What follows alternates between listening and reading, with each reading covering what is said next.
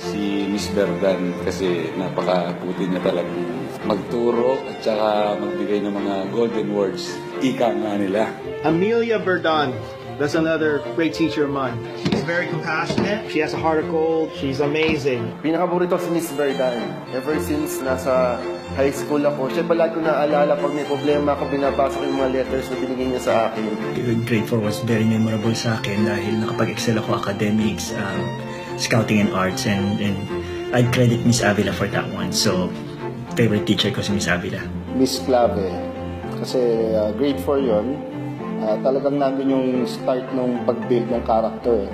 At si Miss Clave yung malaking naitulong sa akin doon. Nagkaroon ng impact sa akin si Mrs. Ferrer. Marami siyang words of wisdom na shinare. So, kaya ang lakas ng impact sa akin.